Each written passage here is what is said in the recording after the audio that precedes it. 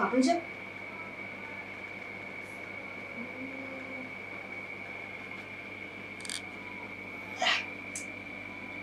Macem-macem aja. Tahu aplikasi ini belum? Aplikasi apa sih? Namanya WeChat. WeChat. Untuk kita sih browsing ngelihat aplikasi-aplikasi gitu, medsos ya, kayak tadi sama medsos. Itu ada aplikasi yang punya kecenderungan menyediakan jasa prostitusi online. Maka sih gambarnya dari saya lihatin banyak salah foto.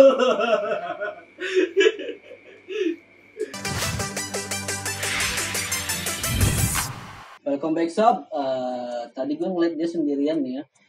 Ternyata dia sedang melakukan sesuatu yang minta diimplementasikan.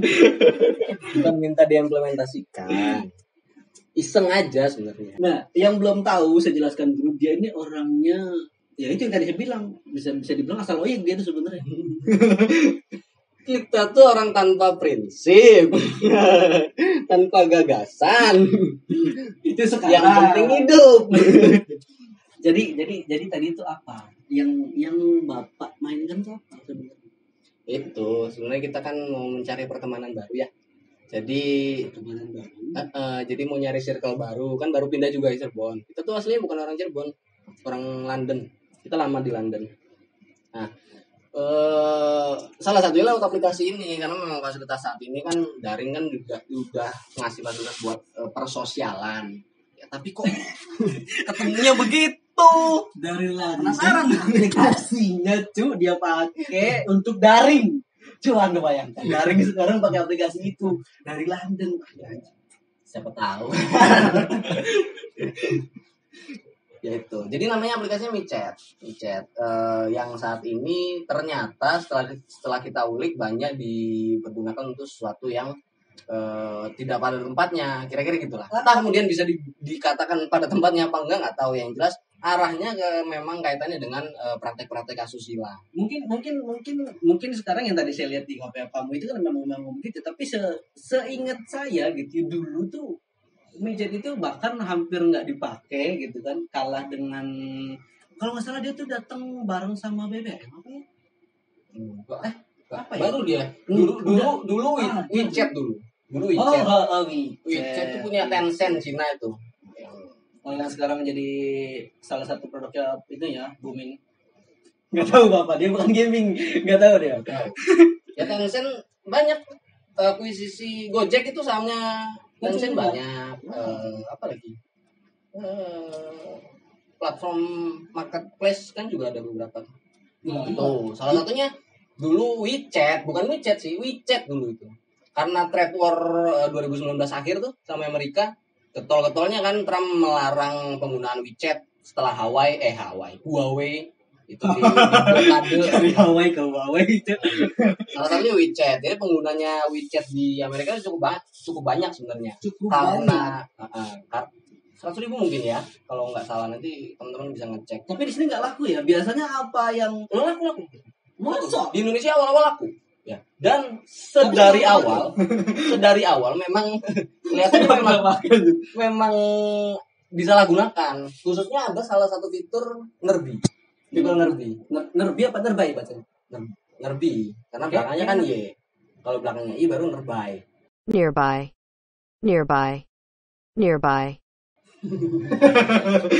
Wifi apa Wifi? Wifi. Belakangnya apa? I. Wi-Fi. Policy apa polosai? Polisi. Kebijakan policy apa polosai? Belakangnya Y. Policy. Policy. Kalau ini nerbi apa nerbay? Kira-kira gitu lah. Ya. Bisa juga dia yang mengimplementasikan lagi-lagi. Saya itu lagi biar kalian tahu joknya saya ya. Jadi saya itu lagi berusaha untuk seperti dia gitu, karena dia tuh anak fisip ilmu politik yang tadinya dia itu ngomong bahasa Indonesia itu dengan sangat baku sesuai dengan KBBI. Begitu. Dan ketika dia beranjak pergi gitu kan ke London tadi yang dia bilang, ke London akhirnya dia kenal WeChat, balik-balik menjadi intelek gitu dengan bahasa-bahasa intelek. Jadi saya berusaha untuk mencoba mengimplementasikan, merepresentasi itulah semacamnya. Enggak lah, enggak begitu kok. Kita nih orang Jawa asli, jadi masih mempertahankan Kalau yang palsu ada capnya. pribumi. Gimana? Kalau yang palsu ada capnya. Ada stempelnya palsu. Kelihatan. Atau price tag gitu. Ya, kita bisa jokes receh ya. Tadi kita lagi ngomong apa lagi kan? Awal disalahgunakan gimana? Kita hanya dengan adanya Nerbai tiba-tiba disalahgunakan gitu. Kok bisa gitu?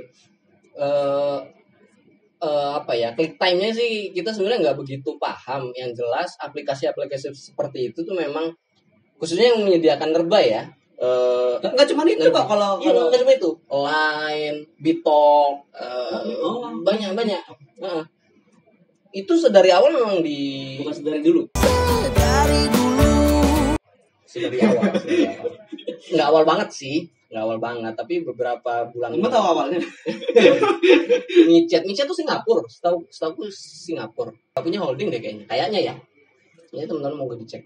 Nah, aplikasi-aplikasi begitu marak dijadikan wadah prostitusi online karena mungkin belakangan ini banyak pembubaran atau pembubaran lokalisasi gitu. Penggusuran. Nah, dulu kita tahu Doli, kita tahu beberapa apa di Semarang itu. Gemilang apa namanya itu lumayan besar juga.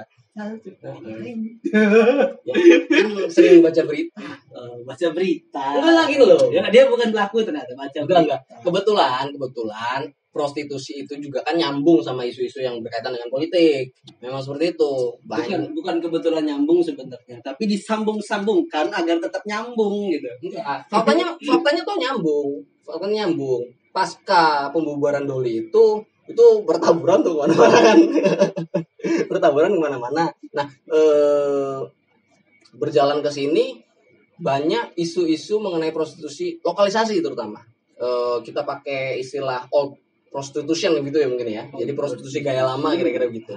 Order lama, Bukan juga ngeribut kayak resim.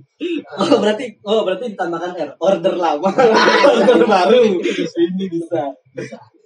Platform online itu jadi pilihan akhirnya setelah pembubaran lokalisasi. Banyak lokalisasi di beberapa wilayah di Jawa Timur, Jawa Tengah juga mulai diutik keberadaannya, dan itu mencuat ke permukaan, lalu kemudian dibarengi dengan isu radikalisme Islam. Kalau mulai mencuat, jadi kalau Ira bilang begitu, kira-kira itu tuh pada zaman apa ya? Zaman BBM kah atau zaman Android baru muncul kah? Ini sih asumsi aja ya. Atau memang baru sekarang ini yang banyak startup yang datang. Ya sekarang ini kan eranya startup tuh berapa tahun yang lalu ya? 2017 ada? 2016? 17? 2 tahunan. Enggak lah. 2 tahun yang lalu coba. Enggak lah. 16 17 dulu masuk dia. Oh iya. Enggak lah. Iya 16 kayaknya. Gojek 2016 udah ada. Enggak sih ada 2016. Ya era-eranya itu. Karena memang dia ngasih wadah banget tuh buat praktek seperti itu yang memang sudah tidak diwadahi lagi. Kalau dulu kan dilokalisir, jadi terlihat bisa dikontrol dan sebagainya. Sekarang ketika katakanlah startup yang untuk memediai untuk bersosialisasi seperti ini kan, itu kan orang-orang tuh sangat menjaga karena ketika itu muncul akhirnya dibuatlah undang-undang ITE. Iya, untuk awal mula pengembangan startup ya kan akhirnya dibentuk lah, dan karena pembentukan itu kan agar orang tidak mabal mentalnya mabal bertaburan iya biar gak bertaburan arahnya tuh biar gak sudah bertaburan tahu-tahu membludak. itu itu harusnya kan kenapa bisa terpikirkan gitu ketika saya sudah bertaburan nih udah lari ke sini aja lah, padahal itu kan sudah ada undang-undang ITE yang harusnya dia tuh merasa yang harusnya takut gitu. Pertama, Kok dia berani gitu untuk langsung masang gitu di aplikasi. pertama itu kan peluang ya. Dari segi bisnis peluang. Jangan dikaitkan dengan legalitasnya dulu ya. Dari dipertanyakan ya, kalau dipertanyakan dia pasti akan menjawab seperti tadi. Enggak. Jangan bohong dengan politik. Enggak begini. Baca berita. Pasti. Enggak serius. Itu memang peluang dan faktanya praktik prostitusi ini udah sedari zaman dulu banget, bahkan sebelum Masehi. Artinya begini, Ya berarti nggak dari awal banget. Tadi dia bilang nggak awal banget. Konsis dong. ini kan konteksnya kan menggunakan platform yang berbeda. Platform yang berkaitan dengan media sosial. Itu sangat bisa ditelusuri apa namanya awal permulaannya. Ngomongin itu tuh tadi. Tuh. Nah, kalau tadi nyambungin ke UU ITE, selain ini juga peluang. Faktanya banyak fintech sekarang beberapa tahun yang lalu, setahun atau 2 tahun belakangan, fintech yang ilegal yang nggak terdaftar di OJK itu juga jalan-jalan aja, berani aja. Karena apa? Mereka melihat peluang. Sebentar. Sudah saya bilang kan, dia itu orang internet. Coba Anda ada yang tahu nggak fintech itu? Financial teknologi. salah satunya yang biasanya minjem duit online. Nah, pinjol benar. Dari fintech pinjol. Ya oke. Itu maksudnya. Kalau kemudian dibenturkan sama UU ITE, sebenarnya sih nggak mutlak harus pakai UU ITE. Nah, malah UU ITE itu saya pikir cukup karet pasalnya. Baru-baru ini kan mau ada wacana untuk merevisi undang-undang ITE itu. Paling ujungnya apa sih 27 ayat 1? Apa itu? Coba Anda sebutkan. Waduh, Tidak banyak yang tahu loh. kalau redaksionalnya lupa. Intinya begini, seseorang yang dengan sengaja menyebarkan, mentransmisikan, mendistribusikan konten atau informasi melalui platform online yang bersinggungan dengan kesusilaan itu bisa dipidanakan, kira-kira gitu kalau undang-undang ITE. Ya tapi kan karet banget. Kesusilaan ini seperti apa maknanya? Padahal sebelumnya setahu kita di KUHP udah ada sebenarnya ya. Jadi sebenarnya tanpa harus ada UU ITE. Tanpa ada UU ITE pun sudah bisa dijaring, tapi memang nggak bisa secara menyeluruh ya. Jadi gini, Jaringnya tuh nggak gede, nggak kecil gitu. Ya terbatas lah ibarat kata. Jaringnya tuh bolong-bolong gede. Contoh misalnya begini. Coba kita ke Bu Susi untuk lebih kecil lagi jaring. Wow, Anda luar biasa sekali. Itu jaring apa? Itu mungkin ada nyambungnya ya. Jadi menjaring buat yang amis-amis gitu ya. Kan pinter. Kalau ngomongnya sama ada fisik. Tadi lagi ngomong apa? Jadi kebanyakan jokes. Orang kok gimmick. Lo gak gini. Ini tuh demi menghibur para penonton kita. Emang punya penonton. Jangan gitu dong. Dark jokes. Dia serius tadi ngomongin apa ya? Jaringnya nggak Jaring lagi. Oh, ngomong undang-undang kita. Ngomong undang-undang. Jadi sebenarnya mungkin bisa dijerat dengan KUHP sebenarnya. Nggak mutlak harus lewat UU ITE, walaupun kemudian ini platformnya online ya, daring. Tapi di KUHP sebenarnya apa sih makna daring sendiri? Daring itu online, gampangnya gitu ya. Udah simpel aja. Daring dan luring. Nanti jadinya anak-anak salah pengertian lagi. Apa darling? Hah? Ya enggak daring. Kamu sekolah daringnya gimana? Daring WeChat aja. Coba. Jadi, itu bagus karena apa? Karena kita nih dengan fase perkembangan konsolidasi demokrasi yang saat ini harusnya sudah memulai meniti pendidikan seksual yang baik untuk. Coba Anda bayangkan para penonton. kalau ada yang melihat gitu ya, mungkin remaja-remaja kita gitu yang tahun sekarang gitu mendengarkan apa anjing. Enggak lah, teman-teman sekarang udah cenderung lebih pinter karena perkembangan media informasi yang cepat. Oh jelas penonton setia saya nih yang 20-40 orang nih setia tuh. Setia dan dia tuh punya intelek tinggi. Nah, intelek. Terus gitu. Sampai mana tadi? Anda potong-potong terus. itu loh, apa namanya tadi itu dia bilang Nah, saya lupa kan akhirnya. jadi ketua lupa. Tapi aja saya ngomong berkali-kali. Enggak tuntas-tuntas. Yang jaring yang habis-habis itu loh. Jaring yang Masih ke jaring. Aduh Allah Akbar. iya, ke jaring-jaring kok. Coba kalau dia bisa ngomong. Tadi kita lagi ngomong hukum. Kenapa masuknya ke jaring lagi? Enggak ada, ini terobsesi sama yang habis-habis. Oke, daring. Walaupun kemudian platformnya daring, platformnya online ya, tapi tidak harus dijerat dengan UTE karena prakteknya itu sendiri terjadi secara real, kira-kira begitu. KUHP sebenarnya bisa perbuatan cabul 269 kalau nggak salah. Tapi kan itu bukan perbuatan cabul aja. Dianya yang memasang loh. Oke, itu ada Kalau istilah. perbuatan cabul ada unsur pemaksaan dong. Ya, itu ada istilah victimless crime. Jadi memang kejahatan yang tidak ada korbannya, kira-kira gitu. Kejahatan yang ya, karena memang dilakukan atas dasar sama-sama menguntungkan.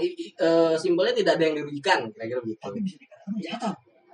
Oh iya kejahatan karena peraturan perundangan kita, salah satunya KUHP dan ITE juga menyisipkan norma-norma kesusilaan, aturan Tidak mengimplementasikan.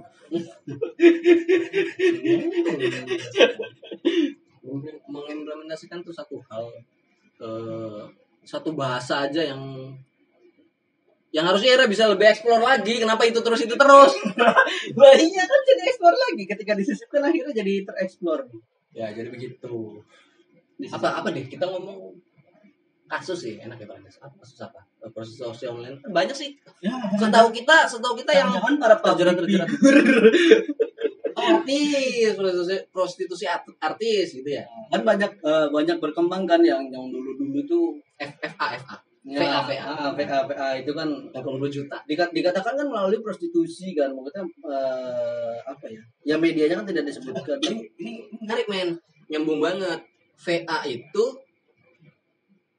kalau nggak salah sih yang menjerat itu pasalnya UU ITE 27 ayat 1 itu yang aku bilang karet itu tadi yang kejahatan tapi tanpa ada korban, tanpa ada yang dirugikan. Tanpa ada bisa dibilang seperti itu, tanpa ada yang dirugikan karena seingat kita posisinya VA itu yang mengeksplorasi dirinya lewat pesan-pesan seperti itu. Nah, jadi dia ngirimin foto kita bilang berarti kan. Jadi dia melanggar juga, mendistribusikan, melanggar aturannya ITE. Jadi dia termasuk mendistribusikan konten-konten pornografi begitu disalahkan yang itu. VA kan masuk. Ya, Beda dengan karena itu bukan karena prostitusinya. Konten kesusilaan itu dia mendistribusikan, mentransmisikan melalui pesan WA mungkin ya ke mucikarinya, terus mucikarinya yang nyebarin gitu loh. Tahu Anda WA-nya? Pernah tahu karena saya unik banget udah itu pengetahuan Aji goblok. ya artinya isu-isu seperti itu sangat bisa dikaji dalam interdisiplin manapun, khususnya rumpun soshum ya. Siapa yang mengkaji? Ada yang mengkaji begituan? Ya ilmuwan. Iya dong.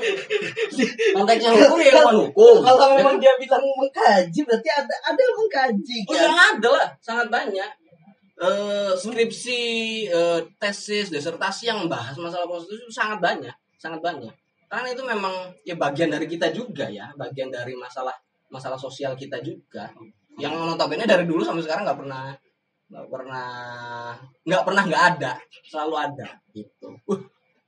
Hilang. balik lagi tadi ke VA dan siapa sih artis FTV yang kena di Medan tapi dia nggak di penjara? Drama kolosal itu kalau nggak salah. Anissa. Jadi sebutkan goblok. Kan bisa disensor. Jadi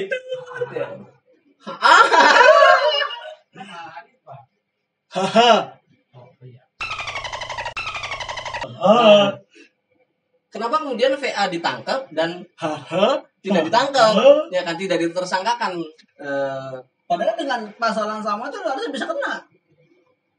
Tapi pada prosesnya ternyata ya mereka dijerat dengan kasus mereka, aktor-aktornya itu dijerat dengan pasal yang berbeda. Persamaannya gini, si mucikarinya antara si HH dan si VA ya itu dijerat dengan KUHP ya. Kalau nggak salah 269 apa 268 gitu. Itu tentang perbuatan cabul. Contohnya Jungtonya 548 apa 584 itu tentang mengambil keuntungan dari aktivitas pelacuran. Tuh, mucikarinya tuh pasti kena begitu. Tapi bedanya si VA ini juga menawarkan dirinya ke mucikari.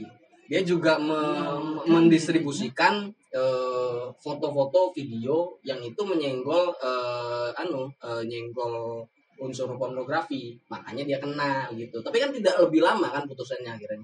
Putusan penjaranya tidak lebih lama daripada mucikarinya. Nah, bedanya dengan si HH. Si HH ini yang kena mucikarinya. Si HH-nya ini diposisikan sebagai korban karena dia tidak menjajakan. Dia tidak aktif mengeksplorasi dirinya melalui pesan ke mucikarinya.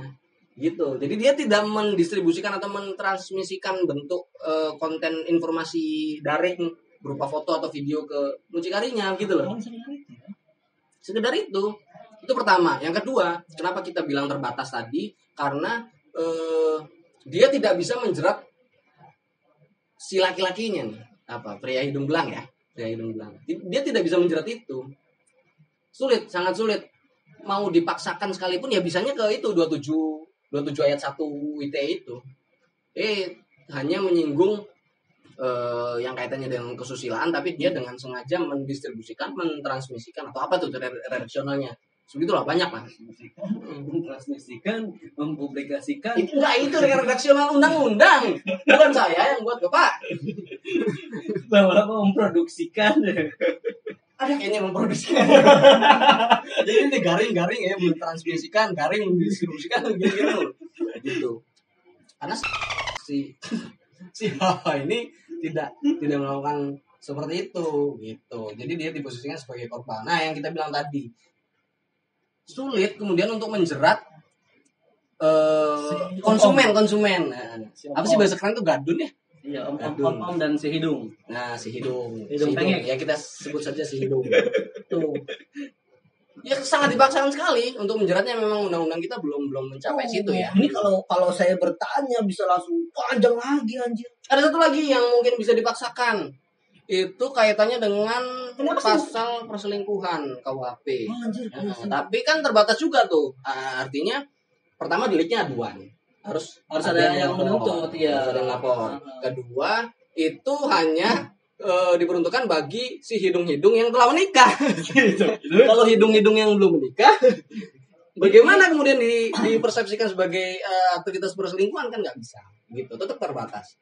Ini kalau saya bertanya nih, udah belaratan anjir, udah kayak belakut. Jadi kita ini sama-sama belajar bahwa kemudian saya dari pertanyaan ini saya timbul pertanyaan gitu. Dari pernyataan ini saya timbul pertanyaan gitu. Kita tanya Bang Google aja. Kalau memang tidak bisa menjerat si hidung pengek dan para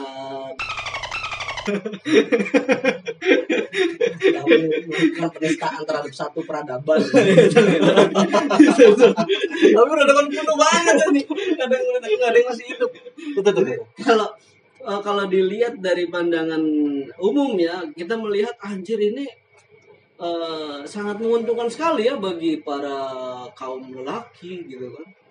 Kita tidak akan pernah terjerat, boy. Sekalipun kalau kita udah menikah, istri kita disulap nggak ini kan. Kalau selama istri kita nggak nuntut kan nggak jadi masalah. Saya aman-aman saja.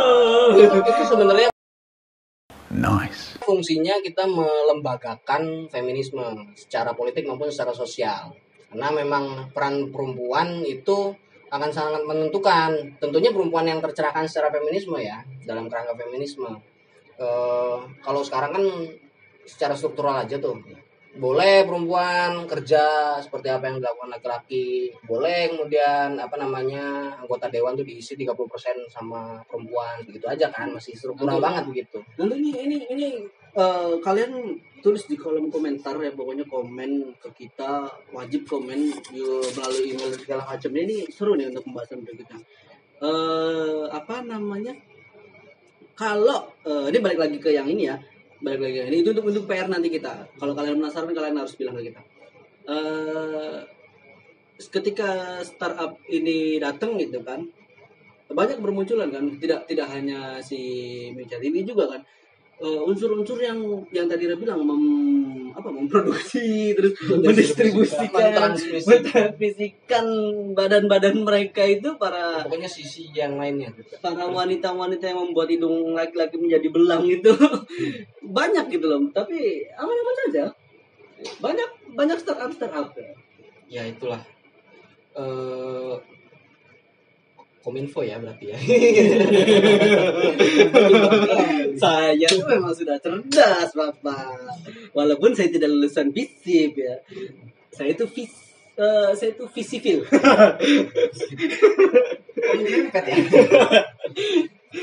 Pernah nggak? Ya jadi begitu. Ya itu yang tadi saya bilang.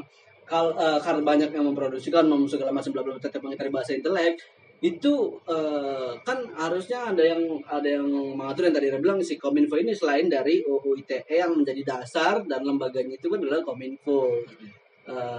Apakah tidak dibatasi gitu? Kominfo tuh udah kalau beberapa tahun terakhir kan lagi aktif banget ngeblokir situs-situs porno ya yang berkaitan dengan kalian para fuckboy itu harus tetap ada celahnya, tenang aja nanti kita share. Mungkin pembahasan yang selanjutnya. not system itself, you know. Yes, itu poinnya. Itu pertama. Yang kedua, karena mungkin entah ya, kita mau menyalahkan sistem politik yang berkembang saat ini juga bingung. Ngomong spesifik aja deh. Ada AI, artificial intelligence. Bukan. Apa robot ya? Robot software gitu ya. Yang dia digunakan oleh cybercrime. Digunakan oleh polisi cybercrime untuk mendeteksi konten-konten seperti itu. Ya, tapi sejauh yang kita pahami, tetap dia punya fungsi yang terbatas. Karena hanya bisa mendeteksi konten-konten yang berbau pornografi untuk aplikasi-aplikasi yang sifatnya terbuka kayak IG, Facebook. Beda kan sama WhatsApp. Kita kan private chat rata-rata begitu. Minimal grup lah yang kan ada tulisannya biasanya di situ terenkripsi end to end. Yes. Mungkin itu ya, Ira lebih paham, mungkin basicnya IT. Tuh, jadi AI ini aku lupa namanya apa. Coba teman-teman mungkin bisa di-browsing nanti. Punya fungsi yang terbatas. Tidak bisa kemudian diterapkan pada aplikasi-aplikasi yang tertutup kayak WhatsApp, kayak MiChat terutama, WeChat, TikTok begitu. Berarti MiChat juga transkripsi itu Makanya harus ada yang melaporkan. Entah ini deliknya aduan lagi apa kayak gimana, nggak ngerti ya. Itu pun tetap masih beresiko kalau melaporkan ya, karena dia kan pelaku yang bergerak di aktivitas ilegal juga. Tapi seandainya ada yang melaporkan dan akhirnya mencuat kan, ketika ada yang melaporkan akhirnya kan zaman sekarang pasti mencuat dong, viral dan akhirnya bisa nggak tuh ada kemungkinan untuk ditutup? Kewenangan Kominfo saya rasa nggak sampai sejauh itu, hanya bisa memanggil pengembangnya lah dengan orang yang di Singapura itu. Lagi-lagi untuk dibatasi kembali. Nah, sejauh yang kita tahu, Kominfo tuh sempat berkomunikasi sama pihak pengembang ini, dan sebelum dia merilis. Setelah beredarnya kasus seperti ini, di mana MiChat selalu dikaitkan dengan praktek prostitusi. Banyak kan di Gresik, di Surabaya, di Andre Rosiade itu ketua anggota dewan fraksi Gerindra. Itu kan pernah semacam bikin perangkap gitu ya di Padang kalau nggak salah. Di Padang itu sempat viral kok itu. Bikin perangkap tikus. Bikin perangkap, jadi dia pesen bukan dia, katanya bukan dia, entah ajudannya entah siapa. Ya, pokoknya Intinya itu disengaja. sudah disetting. Pesan, kemudian si yang si aktornya ini datengin si cewek ini. Aktor laga. Iya kan, karena kan disetting, jadi dia sebagai aktor di situ. Tahu-tahu digerebek, ada wartawan segala macam dan sebagainya. Nah dia mau menunjukkan di kota Padang, padahal Padang yang notabene cukup kuat bahasannya ya, itu masih ada praktek-praktek seperti itu. Tuh, itu pernah viral itu. Terus tadi nyambungin mana ya? Kita lagi ngomongin apa ya? Ini. Aduh, tadi saya tuh ada sempat pertanyaan juga. Tapi apa ya? Anjing lupa. Goblok. Sat. Halo, apa anjing?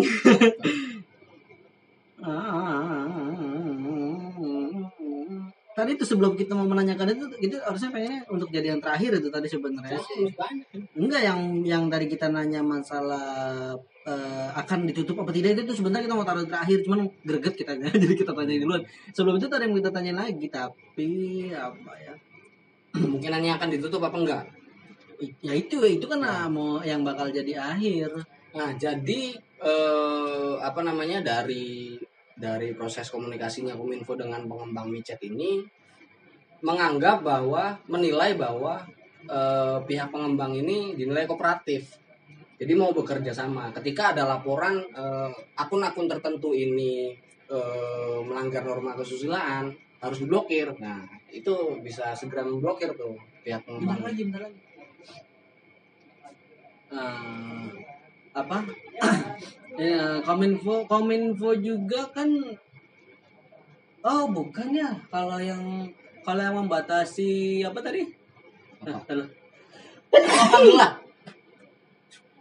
Nah, gatal. Yang membatasi masalah pertelevisian. KPI. KPI bukan Kominfo. Tadi saya mau pertanyakan gitu. Si startup dengan perfilman itu kan sama-sama media visual yang notabene itu bisa mengiklankan, bisa mengapresiasikan seseorang gitu. Berkaitan nggak sih di Kominfo sama KPI? Ada sisi berkaitannya, tetap aja. Kenapa kemudian YouTube punya sistem security yang sedemikian? Itu karena telah melalui proses konsolidasi panjang dengan pemerintah, dengan Kominfo juga. Apalagi sekarang yang jadi nggak sevulgar dulu lah, tapi tetap kan ada dorongan untuk ya ini media di luar media mainstream harusnya lebih bebas kita menyatakan pendapat, membuat konten dan sebagainya. Kalau di TV memang saklek sih, benar-benar kontrol ketat sama KPI. Nah, makanya yang lagi viral minggu-minggu lalu lah, startup itu kan sampai muncul di televisi, Cuk. Ada awards-nya. Apa sih? Itu jam TikTok Award. Oh iya, TikTok Award. Ya, entahlah. Makanya tadi saya belum pertanyaan loh. Ini ada saling bersenam. saling. Nah, kalau itu kan kebutuhan kebutuhan. Ya berat kata TV punya konten, media anti mainstream, non mainstream juga punya konten. Bahwa kemudian isu ini nggak bisa dipisahkan untuk kedua belah media ini. Akhirnya ya kadang isu yang ada di media sosial banyak yang ditarik ke TV, kadang juga sebaliknya banyak artis masuk YouTube juga dan sebagainya. Itulah. Jadi mungkin akan menarik untuk kita bahas lagi nanti di pembahasan yang tadi saya potong di pertengahan video. Masalah laki-laki akan merasa sangat nyaman untuk melakukan karena tidak bisa terjerat, boy. Micet tuh di Play Store apa sih ratingnya dia? Kalau di App Store itu 17+ memang. Kalau di Play Store harusnya ada toh. Nah ini penting juga, ini teknis banget sih sebenarnya. Coba teman-teman nanti bisa coba sendiri beberapa aplikasi lah yang mungkin serupa ya atau yang khususnya pernah atau masih disalahgunakan untuk aktivitas human trafficking, prostitusi dan sebagainya. Maksudnya Coba nanti teman-teman, coba kalau di bawah umur sih, nggak di bawah umur juga, iya sih, kalau dipaksa. Nah, coba nanti teman-teman di rumah mungkin bisa daftar aplikasi itu, tapi pakai umur usia di bawah 17, bisa apa enggak ya? Kira-kira bisa nggak? Kita belum pernah nyoba. Itu salah satu yang menentukan juga sih ini safety-nya aplikasi ini untuk usia di bawah 17 tahun gitu. Nah, tapi bahaya juga coy. Nanti kalau ada penonton kita yang terpengaruh dengan video kita. Itu poinnya. Bukan kemudian mempengaruhi untuk arahnya ke hal yang negatif. Ini di garis bawah ya? Ini di garis bawah ya? Ini kata-kata dia tuh Itu hal yang negatif. Tapi kita ini memang sudah waktunya untuk punya pendidikan seksual yang mumpuni. Jadi untuk urusan saya untuk ke arah urusan seperti ini harusnya tidak tabu lagi. Mari kita diskusikan secara terbuka, entah kemudian itu hal-hal yang berkembang di lingkungan sekitar atau dalam kerangka ilmiah sekalipun, monggo. Karena memang itu fenomena yang tidak bisa dilepaskan dari aktivitas kita. Aktivitas gadget ini sangat mudah kita mengakses. Bahkan anak SD pun sekarang udah bawa gadget. Alasannya sekolah online lah, ya kan? Daring. Nah, daringnya nanti nawar 300 deh. 3,5. Kan bahaya. 3,5 deal, berangkat.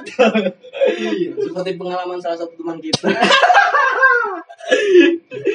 Oke lah, jadi makna dari apa yang sudah kita bicarakan ini, janganlah kalian untuk menyalahgunakan sesuatu yang tidak seharusnya kalian salah gunakan. Gimana sih kata-katanya? Iya, jadi kalau kita mau menggunakan sesuatu itu pada tempatnya, jangan salah gunakan. Ya jangan. Ini perbedaan fase modern dan fase pasca modern. Orang-orang modern itu selalu membatasi. Modernisme itu selalu membatasi hal-hal dengan batasan yang konkret, ibaratnya begitu. Nah, orang-orang postmodern atau pasca modern itu selalu mengaburkan batasan-batasan itu. Gini, kita di hutan, enggak coba. Kita di hutan, ya, nggak ada listrik, ada kulkas. Kita punya kulkas tapi di hutan nggak ada listrik. Nah, orang posmo akan punya kecenderungan menggunakan kulkas itu sebagai penyimpanan baju, jadi lemari. Iya, apapun lah. Orang modern nggak bisa mentok dengan batasan itu. Nggak bisa, ini fungsinya lemari pendingin. Tuh. Jadi buat temen-temen, ya, nggak usah terlalu membatasi. Kita belajar sama-sama isu apapun. Hal negatif sekalipun masih ada sisi positif yang bisa kita pelajari. Jadi jangan melihat sesuatu itu yang negatifnya saja. Kita lihat positifnya. Seruput dulu. Yes. Nyobain micet nggak sih?